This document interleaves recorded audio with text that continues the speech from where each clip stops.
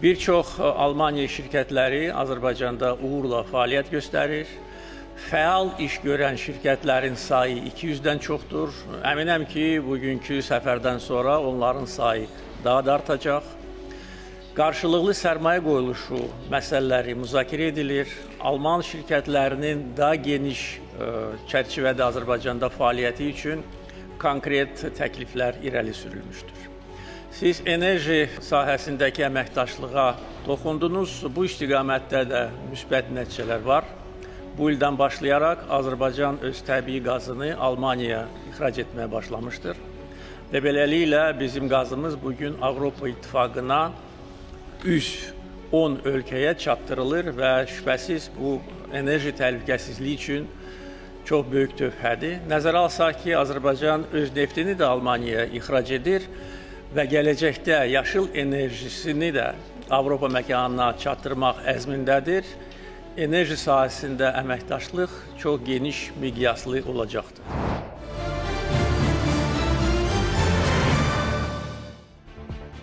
Bəli, Azərbaycan-Almaniya əməkdaşlığı artıq vahid strateji gündəlik əsasında sistemləşir. Prezident İlham Əliyevin bu ölkəyə rəsmi səfəri çərçivəsində imzalanan ikitərəfli münasibətləri əks etdirən strateji gündəlik Berlin-Bakı arasındakı münasibətləri yeni bir mərhələyə yüksəldib və ölkələr arasındakı münasibətlər təkcə siyasi dialoq əsasında deyil, eyni zamanda iqtisadi əməkdaşlıq, enerji təhlükəsizliyi və ümumiyyətlə geosiyasi proseslər fonunda təhlükəsizlik kontekstində bir daha yenidən yanaşmanı ortaya qoydu. Və ümumiyyətlə Prezident İlham Əliyevin Almaniya səfəri çərçivəsində daha hansı məsələlərlə yadda qaldı? Bax, bütün bunları müzakirə edəcək, çünki xüsusilə də strateji gündəliyi özündə ehtiva edən bu sənədin İtaliyadan sonra Almaniya ilə nəzərə alsaq ki, Almaniya Avropanın ən böyük siyasi və iqtisadi güclərindən biridir. Məhz bu sənədin ikinci olaraq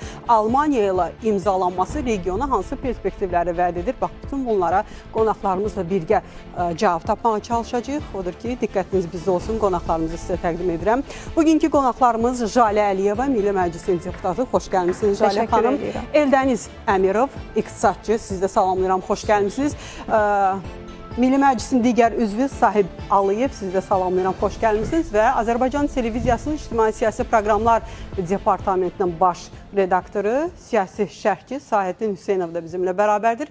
Xoş gəlmişsiniz Sahəddin, sizi də burada görmək xoşdur. Və mən istərdim ki, elə bir Almaniya-Azərbaycan münasibətlərində təbii ki, tarixi əsaslar mövcuddur və bu tarixi əsasları da ümummilli lider Heydər Əliyev tərəfindən 1996-cı ildə səfər çərçivəsində əsası qoyulmuşdu, müəyyən fundamental addımlar atılmışdı. Gəlin o günləri bir daha xatırlayaq, sonra müzakirələrimizə start verərik. Buyurun. Есть большие возможности для углубления и расширения нашего сотрудничества. И Германия проявляет большой интерес к Азербайджану, учитывая геополитическое и географическое значение Азербайджана, учитывая то, что Азербайджан находится на стыке Европы и Азии, учитывая, что Азербайджан находится на очень важном перекрестке известного шелкового пути, и учитывая, что Азербайджан имеет богатые природные ресурсы и довольно солидный экономический, интеллектуальный потенциал, свободную рабочую силу и многие другие возможности для сотрудничества. Мы рассматриваем Германию для себя как важный партнер, стратегический партнер,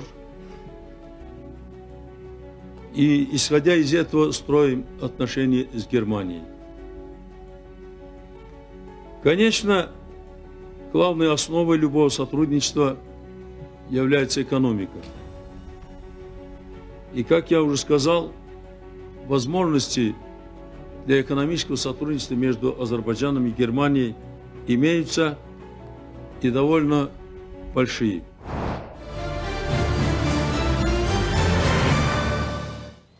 Bəli, elə 96-cı ildən Almaniya ilə Azərbaycan arasında strateji tərəfdaşlığa aid ilkin addımlar atılıb. Amma müasir dövrdə tələblər, çağırışlar daha da genişlənib. Xüsusilə də indiki geosiyasi çağırışlar dövründə Prezident İlham Əliyevin bax bu Almaniya səfərini o vaxtki tarixi səfərlə necə paralelləşdirmək olar və bu tarixi davamlılığı, strateji çağırışları bax bugünkü gündə necə qiymətləndirmək olar? Buyurun Jalə xanım. Biz biraz əvvəl, 30 il əvvəlin kadrlarını izlədik.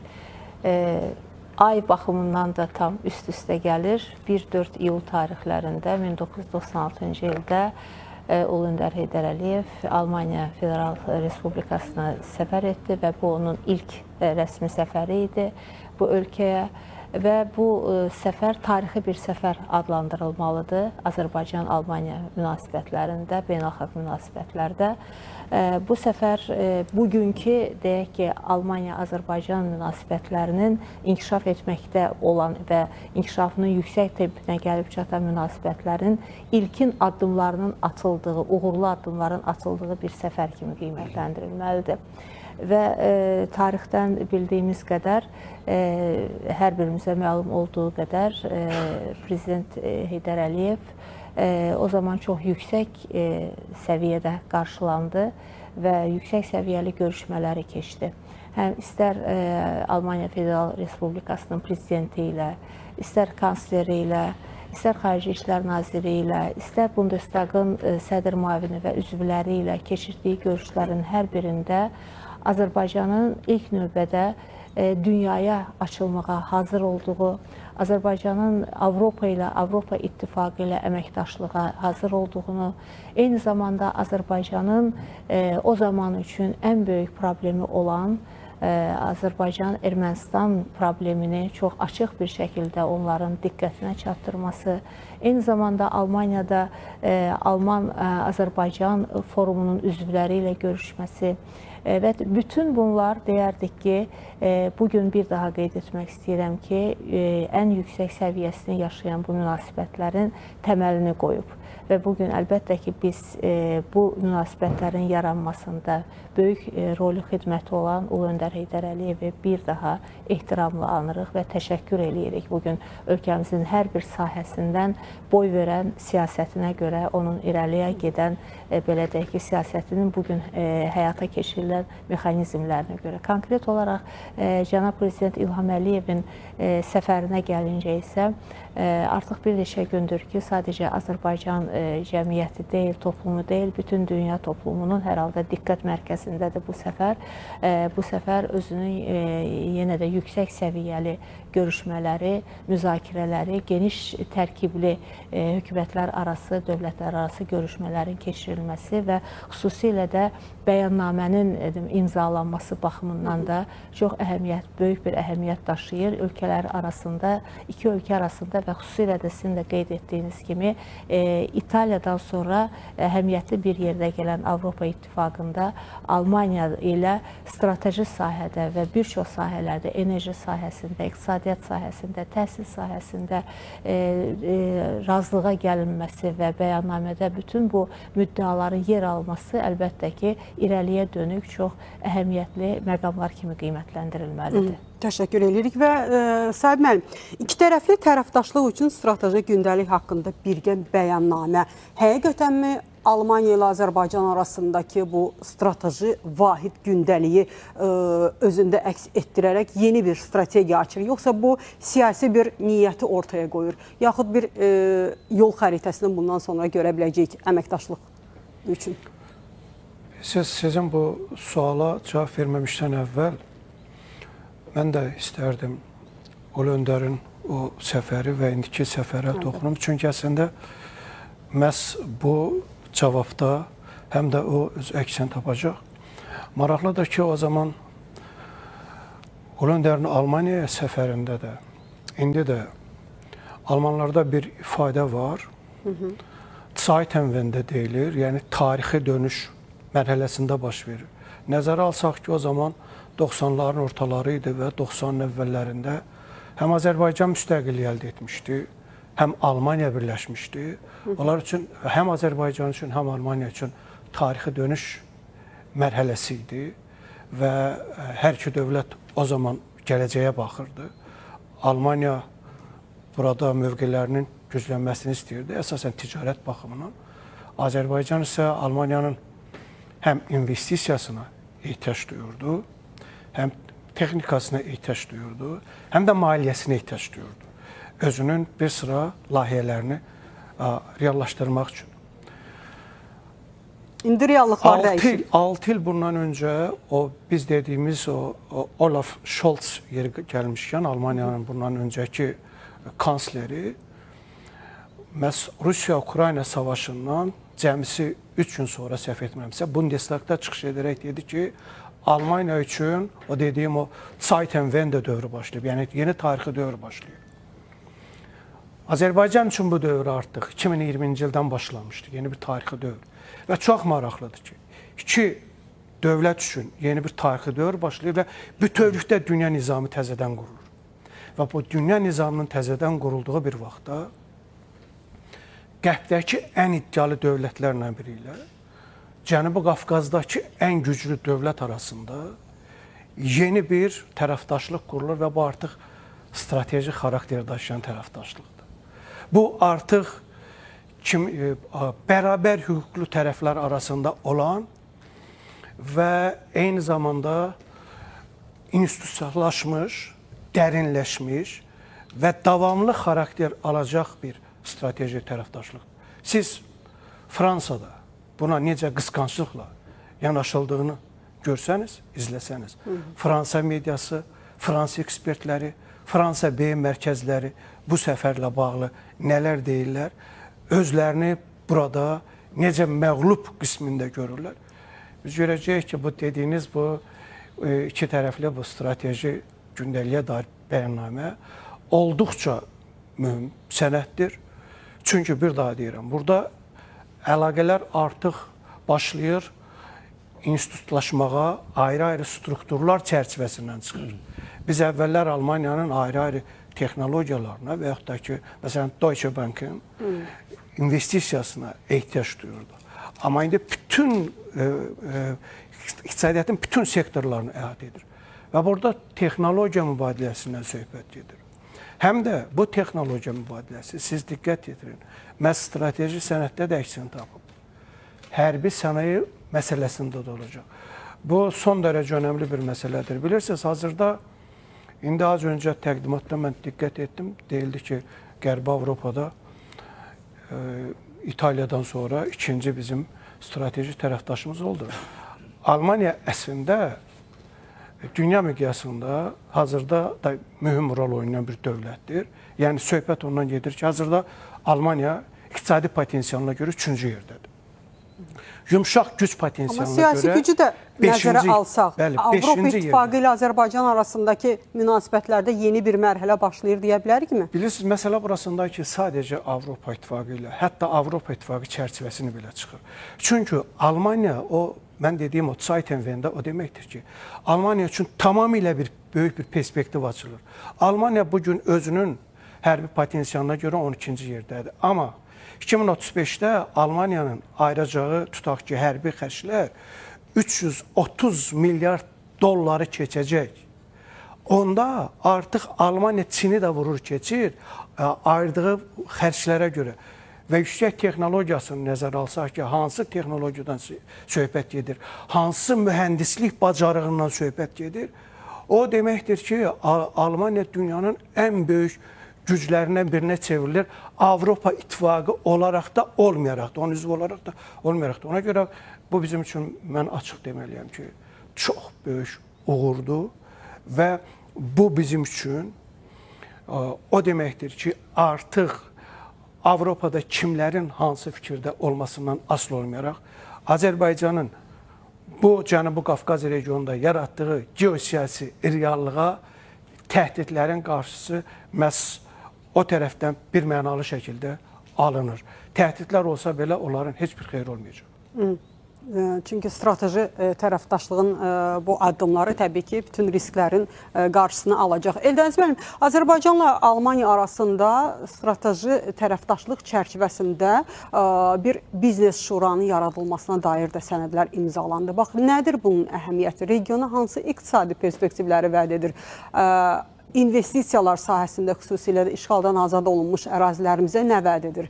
Almaniyanın ümumiyyətlə bax bu addımını məhz Azərbaycanla reallaşdırması ölkəmiz üçün nə deməkdir? Bilirsiniz, ilk növbədə qeyd edim ki, 2026-cı ilin yanvarın 1-dən başlayaraq Almaniya və Azərbaycan arasında iqtisadi münasibətlərin yeni mərhələsi başlanmışdır. Çünki 2025-ci ilin iyun ayında Almaniya və Azərbaycan arasında imzalanan sənədlə artıq Azərbaycan 10 il müddətinə hər il 1,5 milyard kubmetrlik qazın ixracı ilə bağlı bir sənəd imzalamışdır. Bugünkü və dünənki bu proseslərdə də, yəni Cənab Prezidentin səfəri çərçivəsində isə həmin bu ixrac həcminin hardasa bir 30%-ə qədər, daha doğrusu 30%-dən bir qədər də artırılması ilə bağlı razılıq əldə edilmişdir. 2027-ci ilin yanvarın 1-dən başlayaraq artıq illik 2 milyard kubmetrlik bir qaz ixracı həyata keçiriləcəkdir. Bu, enerji sektoru üzrə olan tərəfdaşlığın rəqəmlər üzərində təsbitidir. Eyni zamanda Biznes Şurasının yaradılması və bu şuranın qarşısına qoyulan məqsədlərin detallarına biz baxdıqda görürük ki, hörmətli Sayın müəllim dediyi kimi, demək olar ki, iqtisadiyyatın bütün sahələri bu məqsədlərin alt çoxluğunda qeyd olunmuşdur. Düzdür, bəzi istiqamətlər qeyd edilməsə də, amma sonda buraxılan bir notda bilinir ki, bütün mümkün potensial imkanlar gerçəkləşəcəkdir.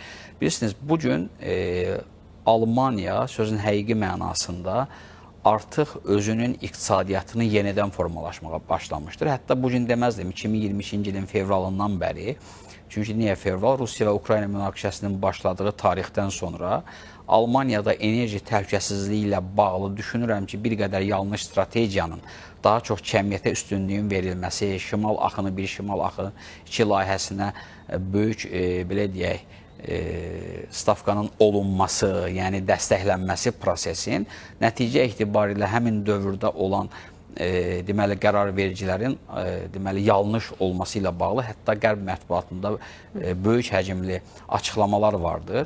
Artıq Almaniya təkcə həcm baxımından deyil, yəni kəmiyyət göstəricilərinə deyil, keyfiyyət göstəriciləri baxımından da artıq bu proseslərə yanaşma ortaya qoymuşdur və Azərbaycan da deməli Azərbaycanın bugün qaz ehtiyatları 2,6 milyard kubmetrlik biz ehtiyatımız var ki, 50 milyard kubmetr hasil edirik, 25 milyard kubmetrdən də bir qədərini biz ixrac edirik. Və bu 25 milyardın ixracının 2 milyardı həcmində Almaniyaya yönləndirilməsi əslində böyük bir faiz göstəricisidir. Nəzərə alsaq ki, Avropa İttifaqının 10 ölkəsində Azərbaycan ixrac edir.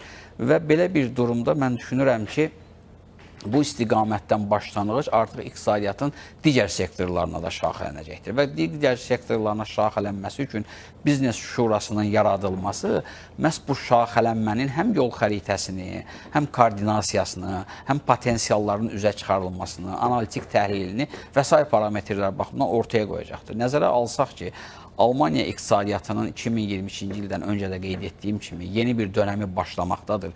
Çünki artıq burada hərb iqtisadiyyatı böyük ölçüdə sürətlənməkdədir. Çünki uzun dönəmlər Avropada hərb sənayesinin aşağı səviyyədə saxlanılması, vəsaitlərin az deməli ayrılması nəticədə bu istiqamətdə olan iqtisadi sektorun daralmasına gətirib çıxarılmışdır. Amma zamanın və qlobal geosiyasətin tələblərindən dolayı Almaniyanın bu istiqamətdə böyük investisiyalar artırması və Azərbaycanın da müdafiə sənayesi sektoru üzrə belə deyək, artım yüksəlişinin yüksək olması, tempinin yüksək olması nəticədə düşünürəm ki, müdafiə sənayesi üzrə də perspektivdə Almaniya və Azərbaycan arasında biz böyük ölçüdə əməkdaşlıq formatının və hətta birgə müəssisələrin yaradılması, investisiya axınlarının formalaşması və digər istiqamətləri hesab edirəm ki, görə biləcəyi. Eyni zamanda Azərbaycan deməli qeyri-neft sektorunun inkişafını prioritet, eyni zamanda burada sənaye sektorunu, kənd təsərrüfatı sektorunu, rəqəmsallaşmanı,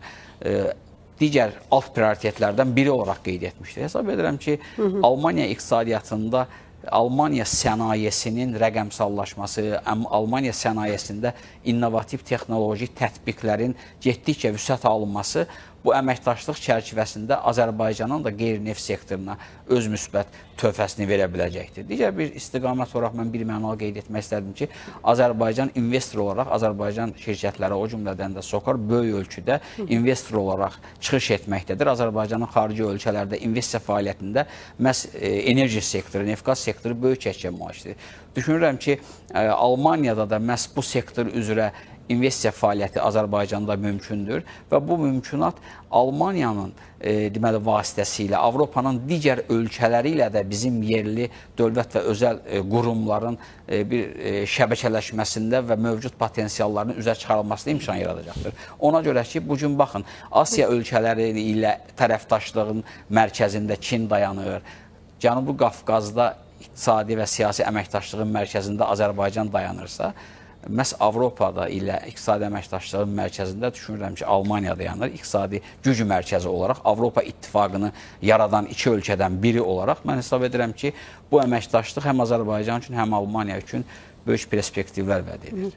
Sadə müəllim, niyə Almaniya-Azərbaycan münasibətləri məhz indiki məqamda strateji formata keçdi? Bunun geosiyasi səbəbləri hansı idi və ümumiyyətlə liderlərin birgə bəyanatı səsləndirən zaman məhz diqqət etdik yəqin ki, hamımız Amerika Birləşmiş Ştatları ilə İran arasındakı müharibə fonunda Azərbaycanla strateji tərəfdaşlığa yenidən baxıldı. Yəni bu geosiyasi səbəblərlə bağlı idi, yoxsa digər vacib çağırışlar da var idi? Əlbəttə, birbaşa olaraq bugünkü çağırışlarla bağlı idi. Yəni bugün artıq doğma kimi qəbul olunan alqoritmlər üzərində oturma mümkün deyil.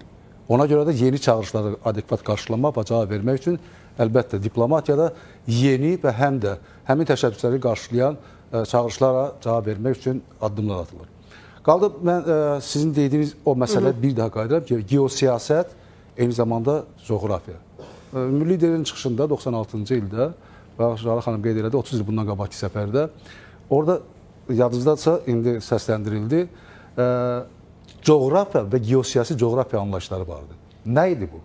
Nə üçün bundan istifadə edilirdi? Edəli buna çağırış edirdi.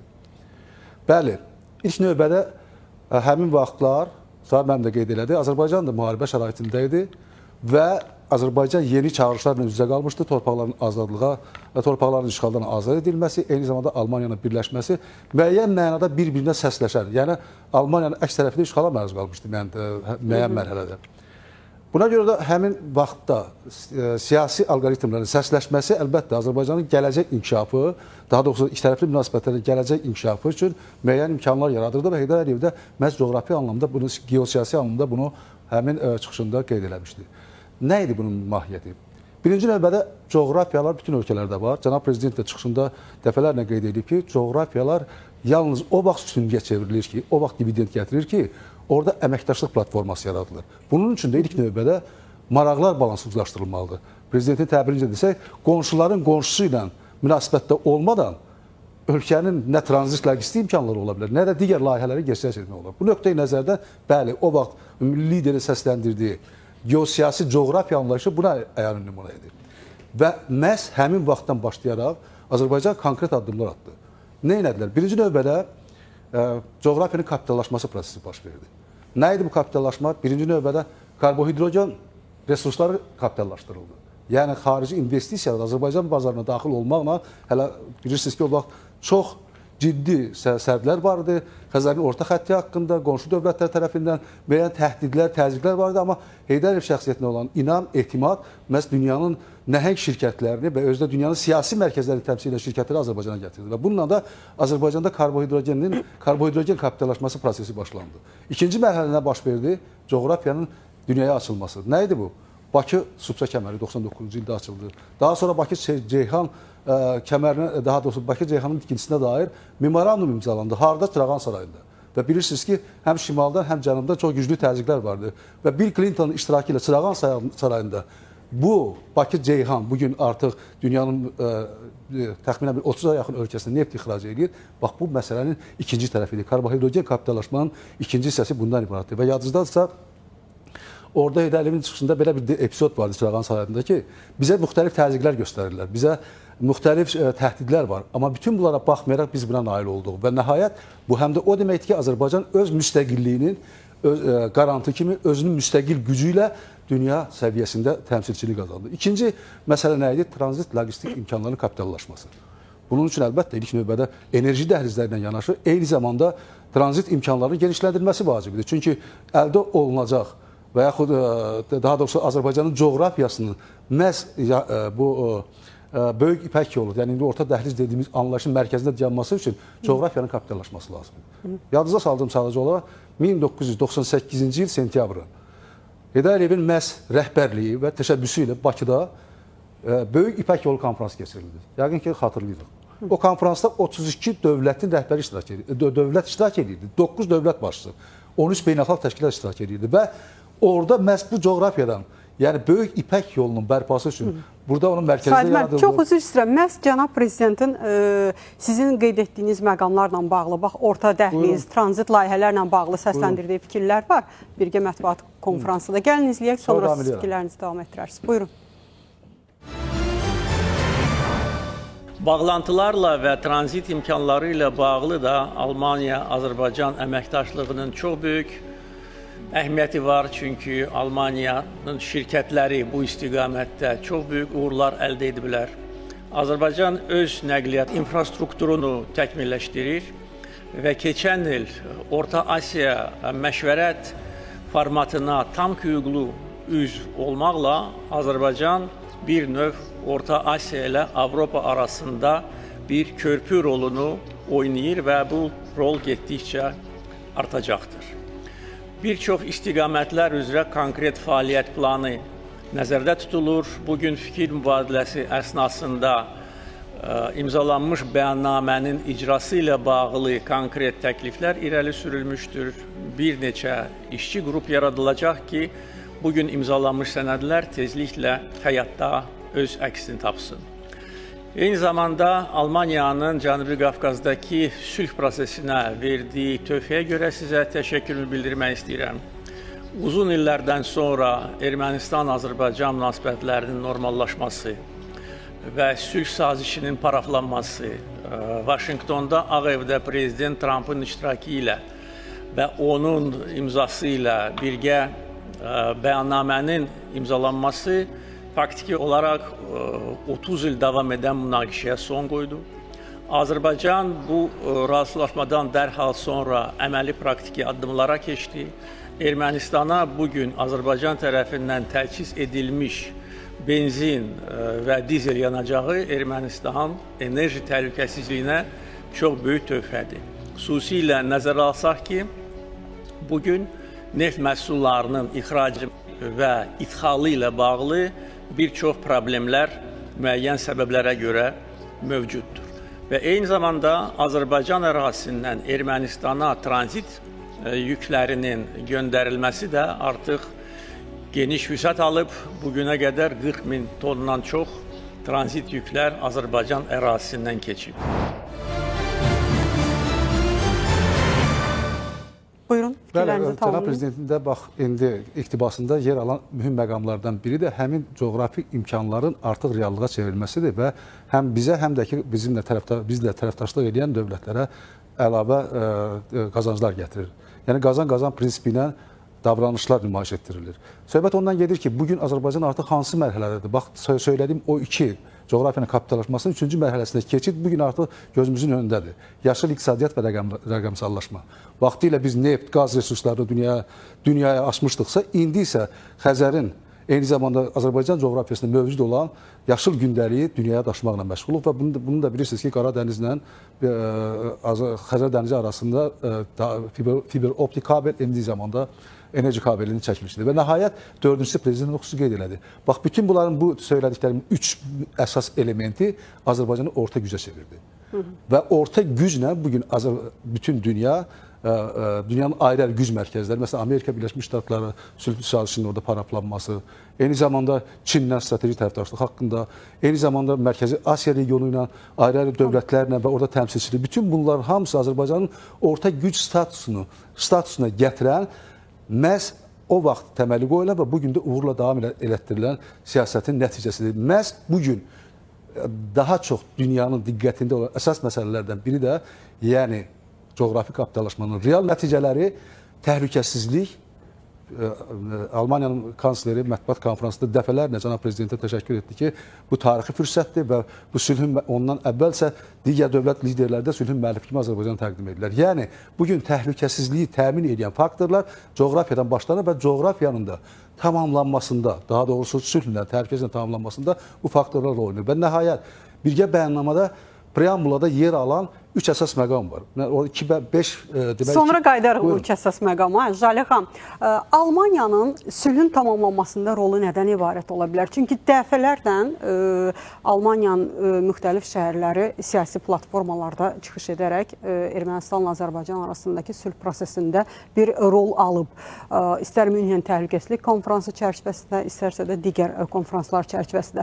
Bax, Almaniya kansleri açıq şəkildə bəyan etdi ki, bizə bu sülh prosesi vacibdir. Niyə vacibdir Almaniya üçün? Bəli, çox və hansı təsirlərini göstərə bilər? Çox əhəmiyyətli məqam haqqında danışırıq və biraz əvvəl də izlədik. Cənab Prezident də mətbuat konferansında, açıqlamasında bu məsələlərə xüsusi bir yer verdi, xüsusi bir müddəa ayırdı və Ermənistanla hazırda sülh prosesinin davam etdiyini, sülh yaratma prosesinin davam etdiyini və əsasının Amerika Birləşmiş Ştatlarında imzalanan bəyannamə ilə qoyulduğunu bir daha bəyan etdi və Almaniya tərəfi də, Almaniya kanslerinin də çıxışında, digər rəsmilərin də münasibətlərində bu sülh yaratma prosesinə çox yaxından maraq göstərdikləri ortaya çıxır.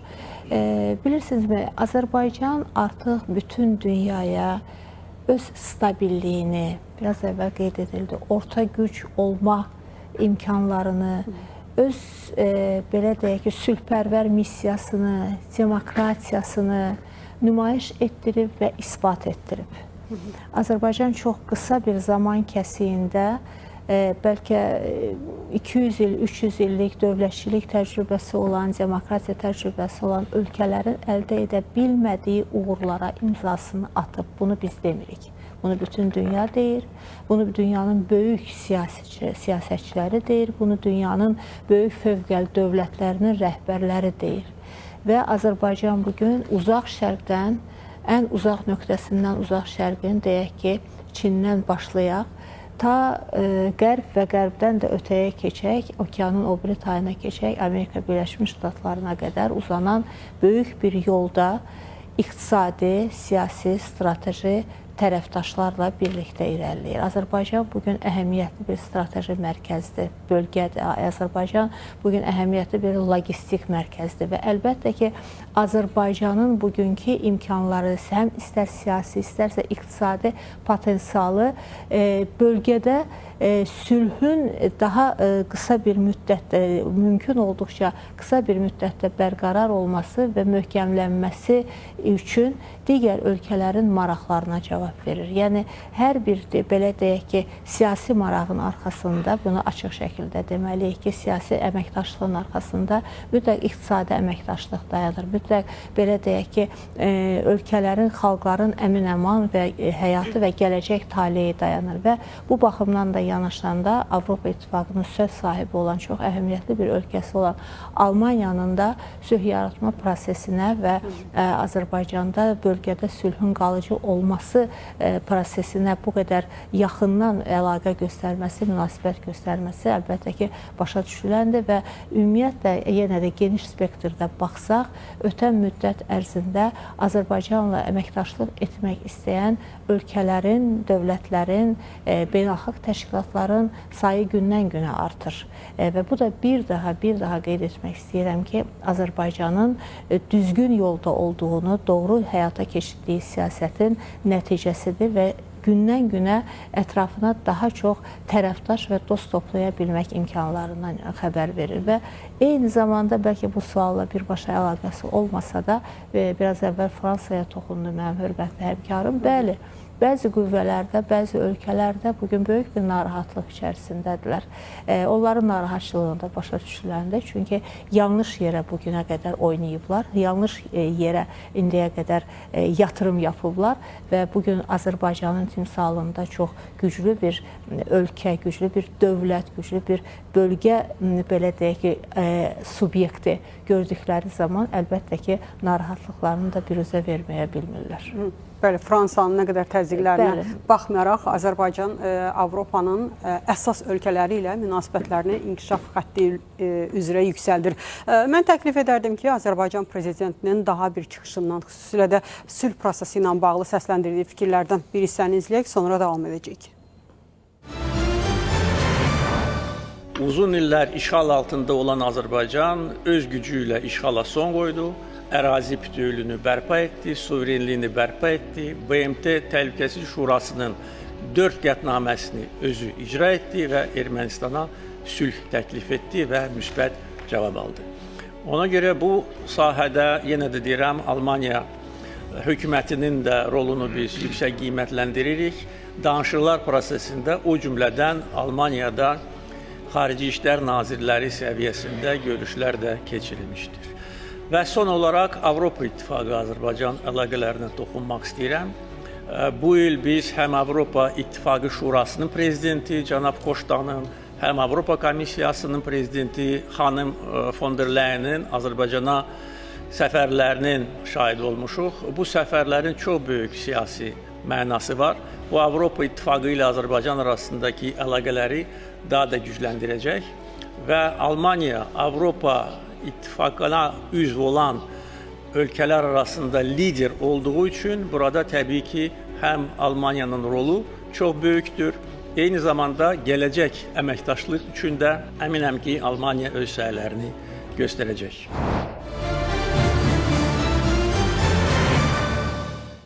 Sahib müəllim, bundan əvvəl Frank Schwab'ın təxribatçı bəyanatları, onun atdığı addımları və ümumiyyətlə Avropa Şurası Parlament Assambleyasının timsalında Avropanın bəzi institutlarının Azərbaycana təzyiqlərini biz görmüşdük.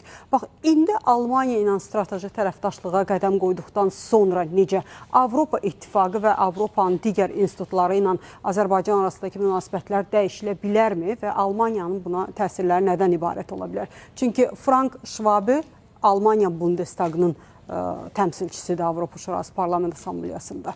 Yəni, bu kimi hallara biz çox rast gəlmişik Qərb institutları tərəfindən. Bundan sonra nə dəyişəcək? Almaniya, İtaliya necə təsir göstərəcək bu vahid təşkilatların fəaliyyətinə Azərbaycanla? Bilirsiniz, mən az öncə Fransadan söhbət etmişdim. Fransa ekspertlərinin ümumi yanaşması bundan ibarətdir ki, Azərbaycanla Almaniya arasında imzalanan bu strateji sənəd onu göstərir ki, artıq Azərbaycan bütövlükdə Avropa İttifaqının Cənubi Qafqazda vaz keçilməz strateji tərəfdaşına çevrildi. Deyilmir Almaniyanın, deyilir Avropa İttifaqının. Artıq bu nə demək olduğu açıq aydın buradan görünür. Amma bu demək deyil ki, Almaniya Bundestagında tutaq ki, ayrı-ayrı dövlətlərin təsiri altında Azərbaycanla Almaniyanın yaxud da ki, Azərbaycanla Avropa İttifaqının əlaqələrinə mənfi anlamda təsir etmək istəyənlər tapılmayacaqlar. Çünki Almaniyada açıq şəkildə bildirirlər ki, orada bəzi partiyalar var və hətta Bundestagda, belə deyək, deputat yerlərinə görə 3-cü yerdə durur. Onların birbaşa tutaq ki, deyirlər, Rusiyada maliyyələşir. Schwab'nin özü zamanında Gazpromla əlaqədə olmuş bir adamdır. Daha doğrusu, onun təmsilçisi olduğu partiyanın rəhbərliyi ilə Gazprom arasında çox sıx əlaqələr olub və bu heç kimə sir deyil. Çox təəssüf ki, bilirsiniz, Avropa institutlarında hazırda vəziyyət o yerdədir ki, ayrı-ayrı dövlətlər orada bəzən o siyasi korrupsiya uğramış ünsürlərdən faydalanaraq öz maraqlarını bu və digər şəkildə reallaşdırmağa çalışırlar. Amma indiki halda Mən istisna etmirəm ki, təbii ki, müəyyən yenə belə deyək, qərəzli yanaşmalar olacaq, müəyyən addımlar olacaq. Amma Azərbaycana bu nə təsir edəcək? Siz baxın, indi az öncə dediniz, Avropa Parlamentinin Azərbaycanla bağlı qətnaməsi oldu ki, ümumiyyətlə Azərbaycana qarşı sanksiya tətbiq olunmalıdır və Azərbaycanla Avropa İttifaqı arasında bu enerji daşıyıcılarına bağlı bütün müqavilələr ləğv edilməlidir.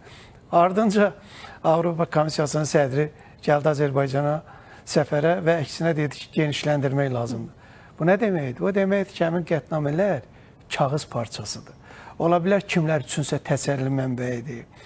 Kimlərsə bununla nəsə gücünü göstərirlər. Amma konkret olaraq əmələ gəldikdə ortada başqa reallıqlar vurğulanır. Az öncə cənab prezident elə belə xanım von der Leyen'in Koşdanın, cənab Koşdanın səfərini elə belə vurğulamır. Bu deməkdir ki, bütün bu cəhdlər hamısı boş cəhdlərdir, heç bir şey alınası deyil. Amma mən yenə də istəyirəm ki, biz Almaniya ilə Azərbaycan arasındakı bu strateji tərəfdaşlıq sənədinə sadəcə Avropa İttifaqı Azərbaycan əlaqələri prizmasından yanaşmayaq. Baxın, Almaniya hazırda dünyada 3-cü iqtisadi gücdür. Almaniya hazırda yumşaq güc potensialına görə tutaq ki 6-cı yerdə sayılır. Hərbi gücünə görə 12-ci yerdədir. Bütövlükdə gücünə görə 4-cü yerdədir. Yəni Amerika Birləşmiş Ştatları, Çin və Rusiyadan sonra gəlir. Amma Almaniyanın qarşısında o Zeitenwende dediyimiz belə bir reallıq açılır ki, və Almaniyanın elə bir iqtisadi potensialı var, elə bir elmi, texnoloji, insan potensialı var ki, çox kiçik bir zaman çərçivəsində Almaniya əsas qlobal güclərdən birinə çevriləcək. Bu, qlobal güclə orta güc arasındakı strateji bir əməkdaşlıqdır. Almaniya ilə Azərbaycan arasındakı əməkdaşlıq sadəcə, belə deyək, xam malına ehtiyac duyulan bir ölkə ilə əməkdaşlıq deyil. Bu əməkdaşlığın mahiyyəti artıq tam dəyişib.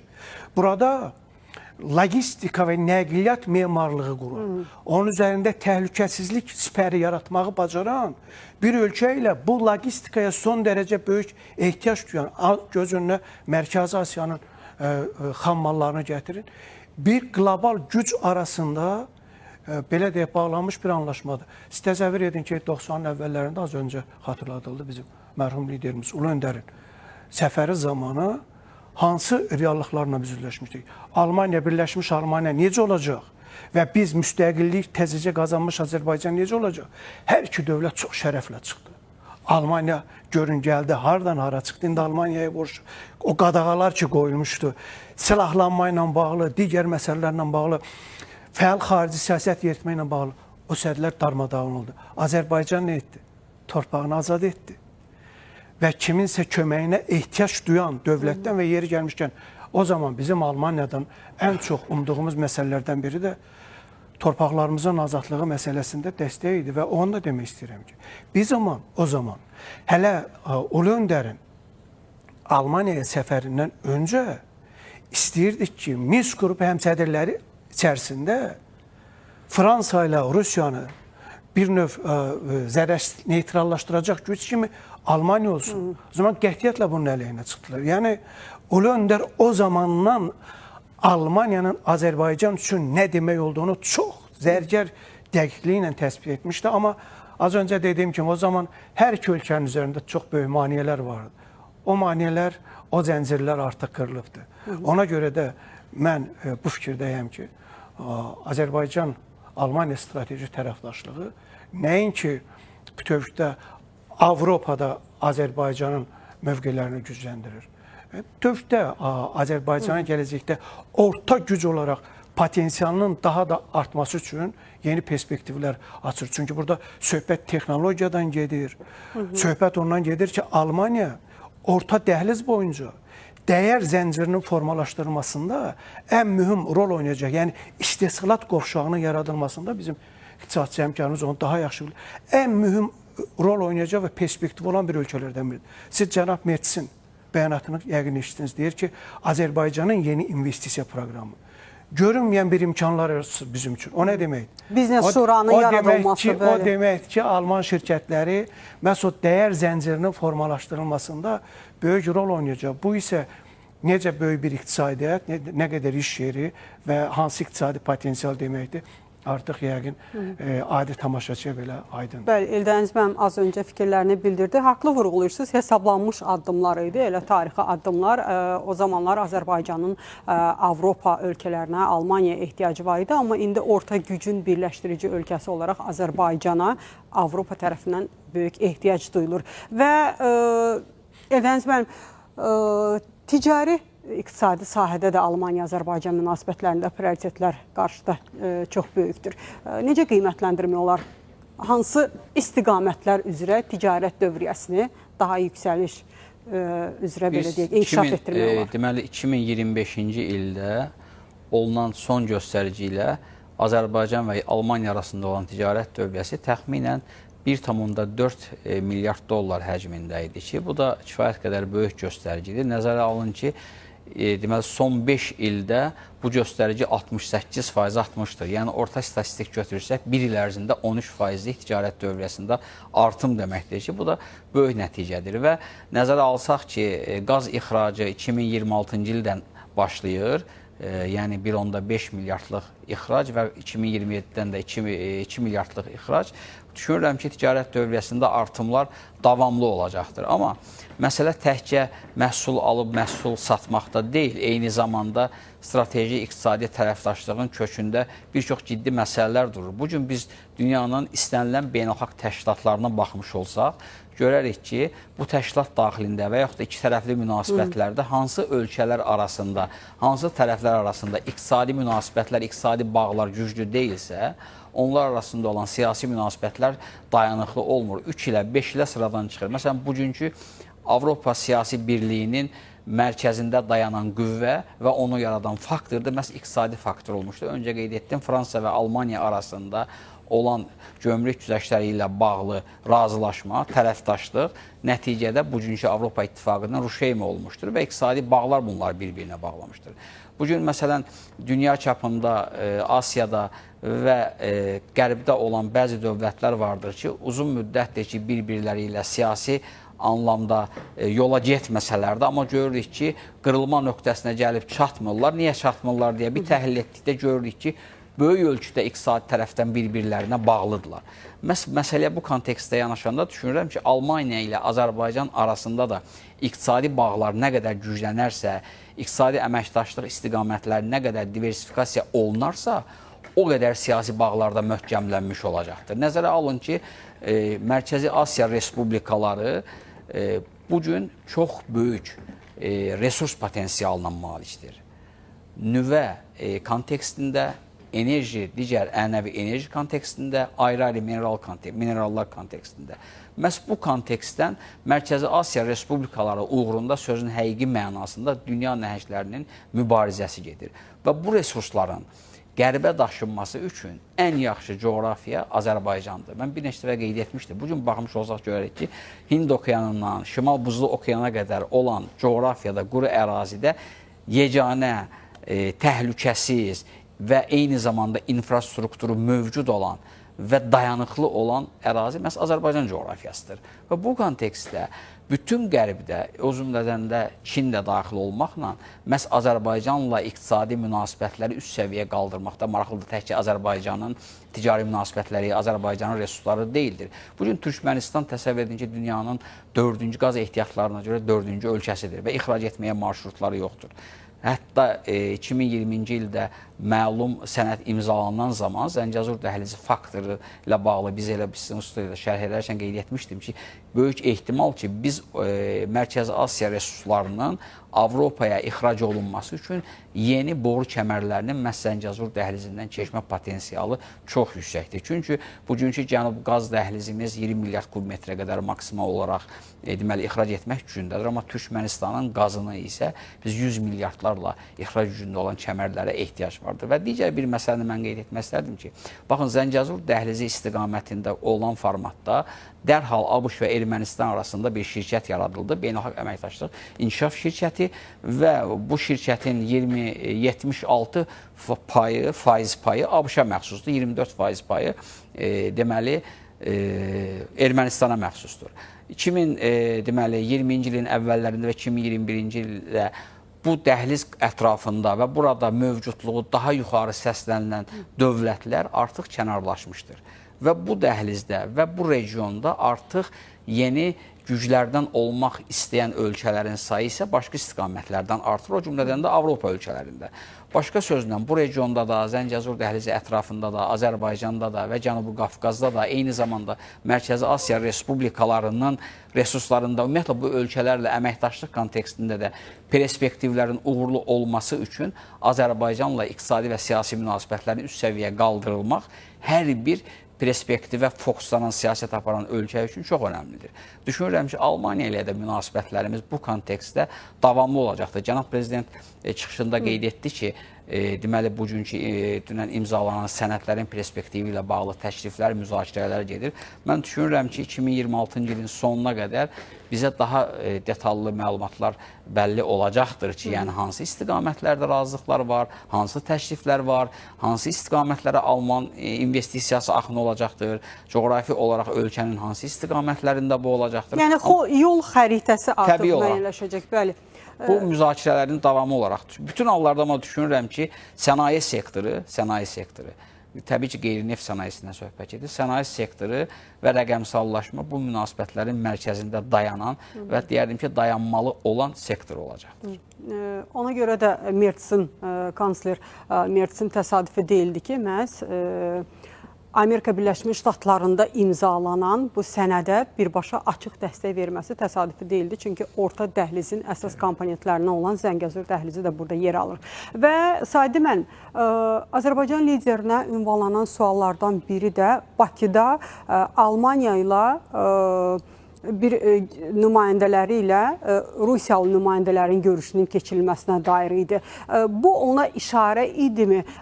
Bakı bundan sonra Rusiya-Ukrayna müharibəsində bir platforma rolunu oynaya bilər. Yəni Almaniyanın istəyi ən azından niyyəti bundan ibarətdir. Xüsusilə də bir strateji sənəd də imzalandıqdan sonra bu etibar, məsuliyyət daha da artır. Necə düşünürsünüz? Bax, bundan sonra Rusiya-Ukrayna müharibəsində Almaniyanın Azərbaycandan gözləntiləri nədən ibarətdir? Əvvəla, bu sual niyə Cənab Prezidentə verilir? Buna aydınlığa gətirək. Çünki Azərbaycan son 8-80 il ərzində rast gəlinməyən nadir bir praktika yaradıb. Özü torpaqlarını işğaldan tək başına azad edib, BMT nizamnaməsinin tələblərini yerinə yetirib, üstəlik də məğlub tərəfə sülh təklif edib və regionda bütün güclərin, mən bütün gücləri deyərdim təbii ki, məhz ATƏT Minsk qrupuna rəhbərlik edən dövlətlər müharibədən dərhal sonra Azərbaycana qarşı hücuma keçdilər. Regionda sülhü yaranmasına imkan vermək istəmirdilər. Amma Azərbaycan məhz tək başına bu cəbhəndə yardı. Və nəticə etibarilə Ermənistana məğlub tərəfə sülh planını təqdim eləməklə və həm də onu prosesə cəlb etməklə, çox tərəfli platformalardan uzaqlaşdırmaqla iki tərəfli əsasda bir format yaratdı və sülhə nail oldu. Yəni, hələlik saziş imzalanmasa da artıq Cənab Prezidentin də dəfələrlə qeyd etdiyi kimi biz artıq bir ildən çoxdur ki, sülh şəraitini yaşayırıq. Yəni, sualın Azərbaycan Prezidentinin ünvanlanmasının səbəbi budur ki, Azərbaycan sülh yarada bilən dövlətdir. Sülhü təşviq edə bilən dövlətdir. Və bugün Azərbaycanda gözləntilər də həm regional, həm də qlobal müstəvidə bununla bağlıdır. Ki, Azərbaycan münaqişə tərəflərinə, müharibə aparan tərəflərə məhz sülh əlini uzada bilər və praktik addımda onun icrasına təkan verə bilər. Ona görə sual ünvanlanmışdı. Yəni, sualın verilməsinin səbəbi buydu. Amma qaldı ki, Azərbaycan Prezidenti dəfələrlə müxtəlif tribunalarda, müxtəlif toplantılarda, zirvə görüşlərində bəyan edib ki, məhz hər bir ölkənin, hər bir dövlətin ərazi bütövlüyü, suverenliyi bir mənalı olaraq qorunmalıdır və biz buna dəstək veririk. Bu da beynəlxalq hüququn əsas prinsip və normalarından biridir. Və orada Cənab Prezident dedi ki, biz çalışırıq ki, sülh əldə edilsin. Amma o halda ki, bizə müraciət olunsun. Bizə müraciət olunacağı təqdirdə biz buna reaksiya verəcəyik. Yeri gəlmişkən, Şuşa Media Forumunda da, Qlobal Media Forumunda da məsələyə o kontekstdə yanaşmışdı, amma ərazi bütövlüyü, suverenliyi qorunmaq şərti ilə. Yeri gəlmişkən, Azərbaycan məhz güc balanslarının toqquşduğu bir dövrdə, güc mərkəzlərinin bir-biri ilə legitim əsası olmayan, rəqabətli olduğu bir dövrdə Sülh onlar missiyasını arasında yerinə yetir. konstitusiya yarada bilir. Yazıcısa hələ Bakıda Amerika Birləşmiş Ştatları, daha doğrusu NATO'nun Generalları ilə Moskva, bəli, Azərbaycan, Rusiyanın generalları. bu Rusiyanın nümayəndələrinin Bakı görüşü, yəni belə paralelləri çox aparmaq var. Amma postmüharibə reallığında isə Azərbaycan təkcə burada deyil, Azərbaycan üçün deyil, Cənubi Qafqazın arxitekturasında yeni bir konfigurasiya yaratdı. Və təsadüfi deyil ki, Mersdə məhz çıxışında Azərbaycan prezidentinə təkcə öz deyil, bütövlükdə Cənubi Qafqaz regionu üçün məhz stimullaşdırıcı və eyni zamanda mühüm geosiyasi faktor kimi təqdim edir. Eyni zamanda bugün biz danışırıq Avropanın inkişaf templərindən, amma tamamilə elə deyil. Bugün Avropa enerji böhranından üz-üzədir. Almaniyada gücündən danışırıq, amma Almaniyada faktiki desaniyələşmə baş verir. Enerji qaynaqlarına uzaq, 3-4 dəfə baha qiymətə enerji daşıyıcılarını alır və mövcud vəziyyətdə rəqabət imkanlarını itirir. Bax, belə bir vəziyyətdə məhz müharibələrin bitməsi, cənab prezident dəfələrlə buna vurğu edib ki, müharibələr heç bir zaman digər tərəfin üstünlüyünü təmin eləmir. Ona görə ədalətli sülh olmalıdır və sülh üçündə ədalətli platforma, unikal bir platforma məhz BMT-nin nizamnaməsində təsbit olunan prinsiplərdir.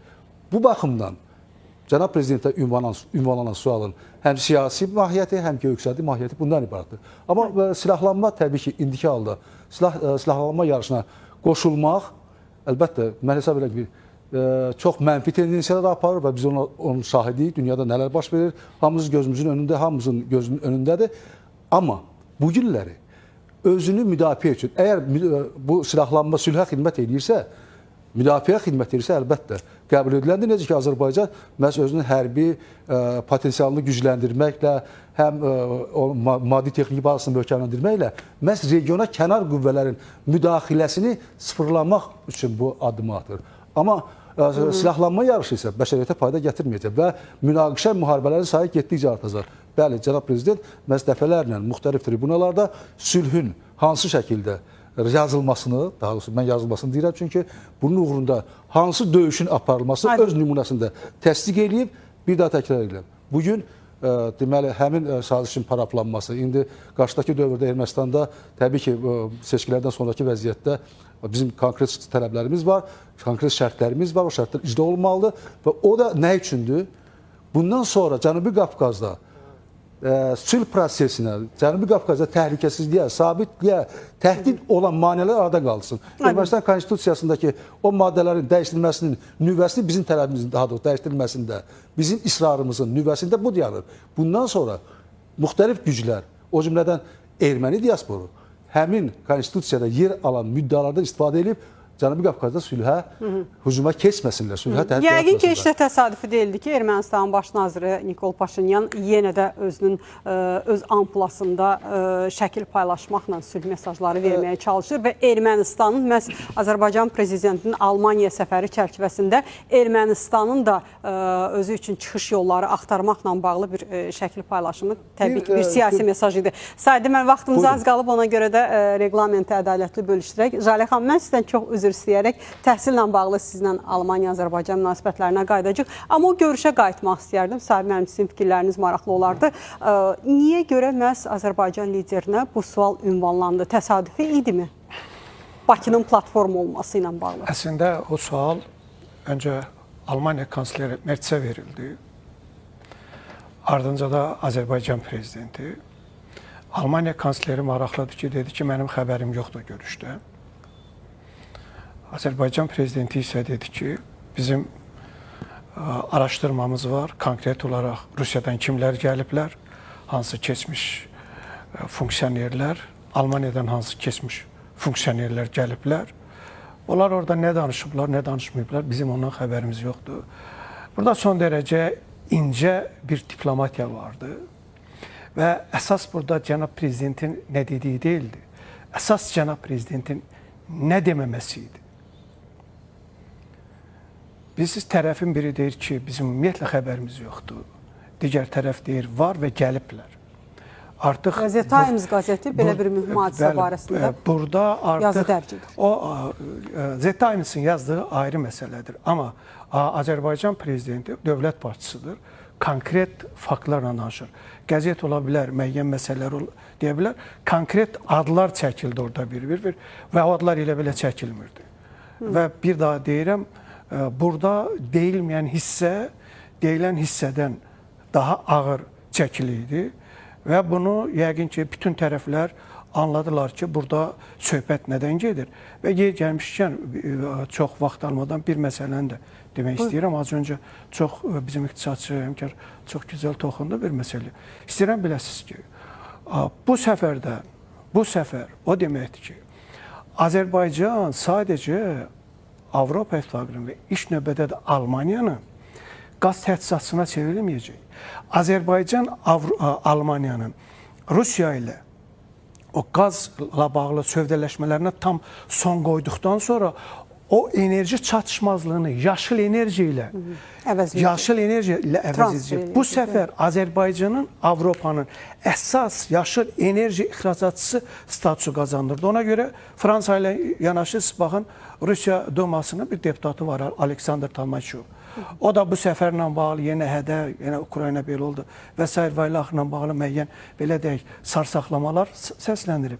Amma baxdım ki, bu regionda, Rusiya regionların birində bədən tərbiyəsini bitirib, görünür marginaldır və Azərbaycanın hansı dövlət olduğundan, Almaniyanın hansı dövlət olduğundan, indi biz hansı reallıqlarda yaşadığımızdan, öz dövlətinin hansı reallıqla üzləşdiyindən xəbərsizdir. Deməli, Jalə xan, Almaniya-Azərbaycan arasında təhsil sahəsində bax bundan sonra strateji sənədin imzalanmasından sonra hansı yeni bir mərhələnin başlanğıcı olur və hansı sahələri əhatə edə bilər təhsil sistemi? Cənab Prezidentin Almaniyaya səfəri, keçirilən görüşlər və imzalanan, əldə edilən razılıqlar biraz əvvəl də veriliş boyda qeyd edildi. Sadəcə deyək ki, iqtisadi, siyasi, müdafiə sahəsi və sair sahələri əhatə etmədi. Eyni zamanda bu danışıqlar, bu razılaşmalar heç də az strateji əhəmiyyət daşımayan elm, təhsil, akademik münasibətlər sahələrini də əhatə edirdi. Bugün bütün dünya dəyişən dünya şərtləri altında yaşayır və bu şərtlər bizə yeni texnikaları, yeni texnologiyaları diktə edir və bu texnikalardan, texnologiyalardan peşəkarcasına istifadə edilməsi, gündəlik həyatımızın hər bir sahəsinə daxil olması, yeni texnikanın, texnologiyanın, süni intellektin xüsusilə əlbəttə ki, özlüyündə yeni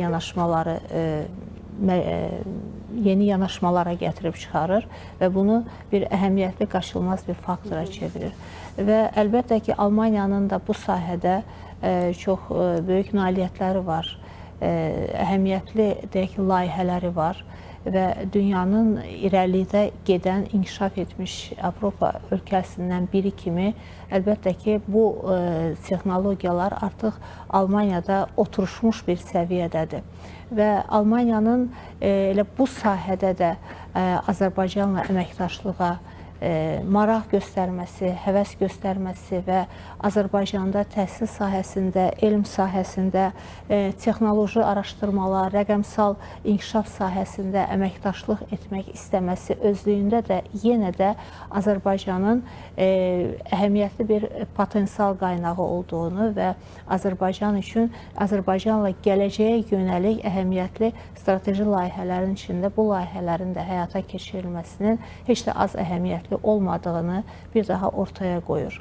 Və əlbəttə ki, Azərbaycan bugün bütün sahələrdə olduğu kimi eyni zamanda elm təhsil sahəsində də çox əhəmiyyətli addımlar atır. Bugün Azərbaycan, indi biz Almaniyadan danışırıqsa, amma dünyanın bir çox aparıcı ölkələri ilə, bir çox aparıcı universitetləri ilə, elm müəssisələri ilə, elmi araşdırmalar, elmi tədqiqatlar sahəsində xüsusilə də Almaniyanın səhiyyə sisteminin mübadilə edir. Bəli, buraya söylədiyiniz kimi səhiyyəni xüsusilə qeyd etmək lazımdır və əlbəttə ki, bundan sonra da bu sahədə atılacaq olan addımlar Almaniya ilə Azərbaycan arasında məhz təhsil sahəsində münasibətlərin inkişaf etdirilməsi, universitetlər arası mübadilənin, tələbələr arası mübadilənin akademik səviyyədə davam etdirilməsi əlbəttə ki, bir daha düşünürük ki, elə Cənab Prezidentin Almaniyaya səfərinin bütün uğurlarının davamı kimi qiymətləndirilməlidir. Bütün sahələrdə müzakirə edilən, bütün sahələrdə əldə edilən razılıq və uğurlar kimi eyni zamanda təhsil sahəsində də düşünürük ki, çox əhəmiyyətli bundan sonra addımlar atılacaqdır. Eldəniz bəy, Azərbaycanla Almaniya arasında bu yeni mərhələnin başlanğıcı, strateji əməkdaşlığın yeni mərhələsini nəzərdə tuturam. Silah istehsalına necə təsir göstərə bilər? Biz Almaniyanın silahlarının alınmasında, Azərbaycana gətirilməsində hər hansı bir perspektiv görə bilirikmi? Mən düşünmürəm ki, qarşıdakı dönəmdə Almaniyanın istehsal etdiyi silahları biz ithal etmək perspektivi daha yüksəkdir. Nəinki Almaniya ilə birlikdə müdafiə sənayesi sahəsində yeni müəssisələrin yaradılması. Çünki bəli, bugün Almaniya 2022-ci ilə qədər başqa hərbi strategiya yeridirdi. 2022-ci ildən sonra isə artıq yeni yanaşma ilə öz hərbi sənaye potensialını, hərbi gücünü artırmaq üçün daha çox silahlanmaya üstünlük verəcəkdir. Nəinki ixraca. Çünki baxın, 2022-ci ilə qədər bütün Almaniyanın öz ehtiyaclarına bilavasitə deyərdim ki, fokuslamışdı Rusiya resurslarına. Təsəvvür edin ki, bu ölkənin 90 milyard kubmetrlik, illik milyard kubmetrlik qaza ehtiyacı vardı. Baltik dənizinin dibi ilə 4 boru kəməri çəkilirdi. Şimal axını 1, şimal axını 2. Hər bir boru kəmərinin 27,5 milyard kubmetri ötürücülük gücü vardı. 110 milyard kubmetri. Bugünkü TAP-ın potensialından 10 dəfəyə qədər artıq bir boru kəməri 2022-ci il dönəmində məlum məsələdən sonra artıq Baltik dənizinin dibində partladıldı və Almaniya bu ölçüdə enerji təhlükəsizliyi ilə bağlı təhdidlərlə üz-üzə qaldır. Və bu kontekstdə artıq digər istiqamətlərə yönəldi. Nüvə silahını, daha doğrusu atom enerjisini zərərli, yaşıl olmayan kateqoriyaya daxil etmişdi. Hətta 2022-ci ildən sonra rəsmən bəyan etdilər ki, bu da yaşıl enerjiyə aiddir. Eyni zamanda Azərbaycanla münasibətlərdə təkcə qazın deyil, hidrogenin və yaşıl enerji, alternativ enerji mənbələri hesabına istehsal olunacaq enerji resurslarının ixracı istiqamətində əməkdaşlıq bugün müzakirə edilməkdədir. Hansı ki, Buxarestdə Almaniya, deməli, üzr istəyirəm, Gürcüstan, Azərbaycan, Rumıniya və Macaristanın birgə imzaladığı Xəzər dənizi Avropa İttifaqı yaşıl enerji dəhlizinə dair yaradılmasına dair memoranduma mən düşünürəm ki, necə ki, bir il sonra Mərkəzi Asiya Respublikalara qoşulmaq üçün müraciət etmişdir.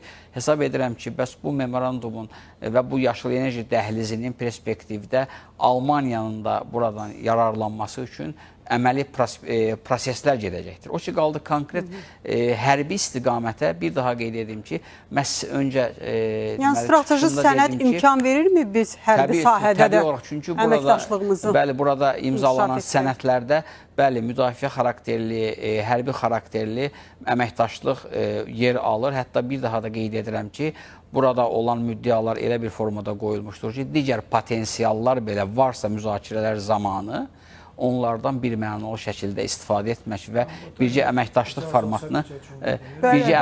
formatını üzə çıxarmaq üçün imkan verəcəkdir, düşünürəm. Buyurun.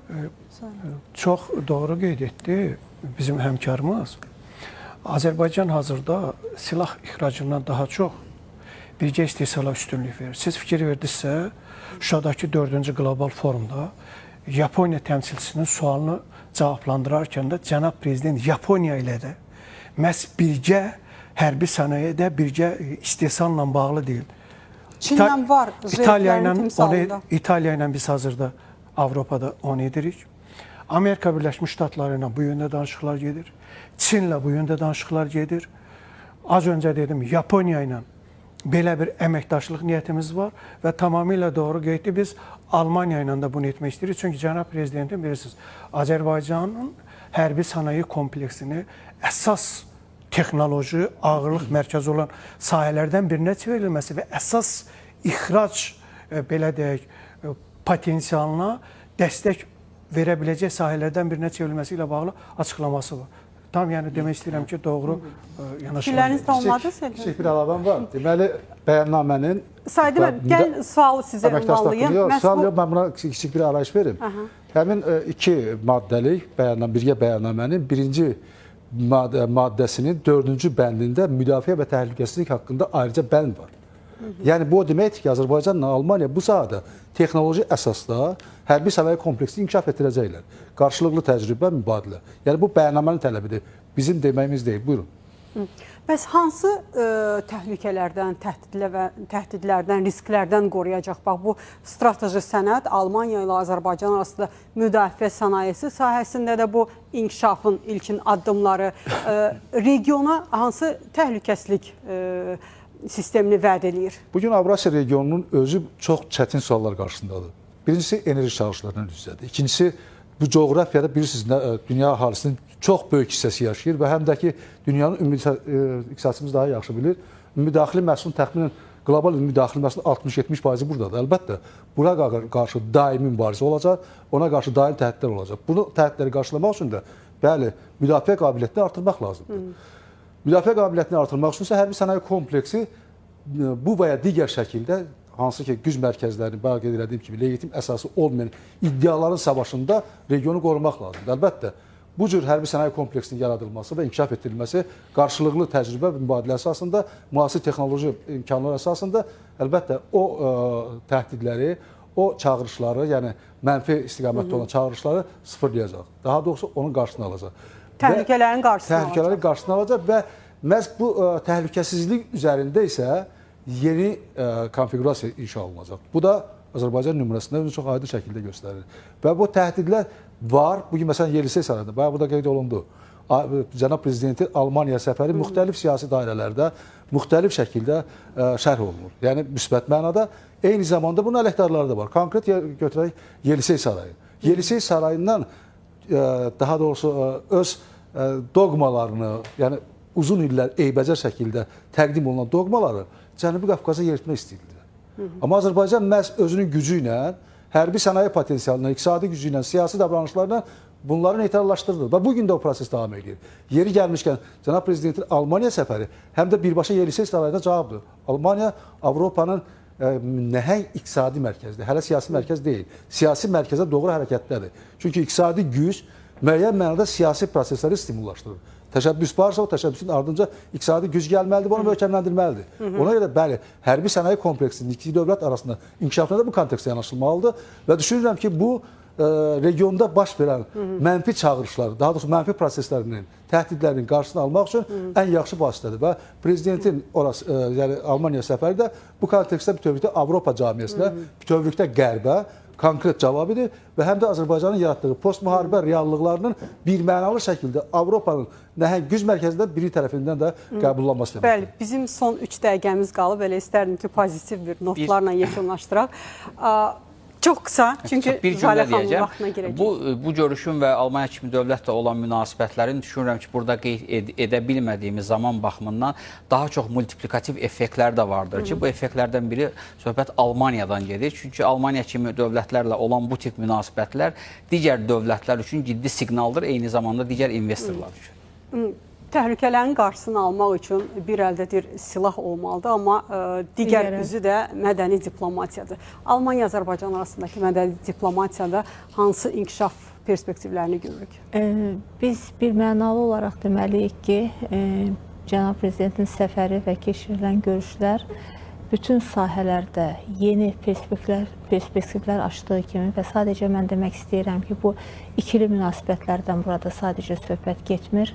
Ümumilikdə Azərbaycanın Avropa ilə münasibətləri, Avropa İttifaqı ilə münasibətləri və geniş coğrafiyada Azərbaycanın bir daha özünü təsdiqi kimi qiymətləndirilməlidir. Bu ziyarət, bu səfər və əldə edilən razılıqlar. Və eyni zamanda biz bütün sahələrdən danışdıq.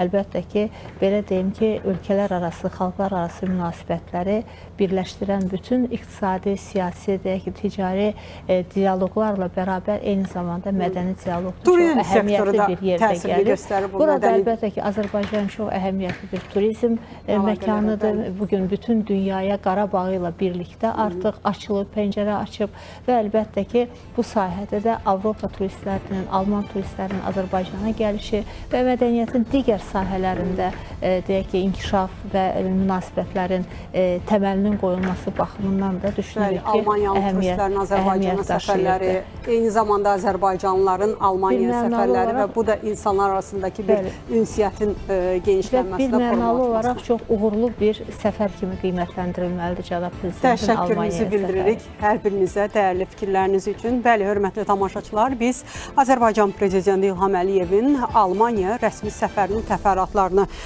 müzakirə etdik. Xüsusilə də ölkələr arasındakı ikitərəfli tərəfdaşlıq üçün strateji gündəlik haqqında birgə bəyannamə ölkələrə və ümumiyyətlə regiona nə vəd edir? Bax, qonaqlarımızın təhlilləri bu istiqamətdə oldu. Belə bizə baxdığınız üçün sizə də təşəkkürümüzü bildiririk. Gələn görüşlərə dək.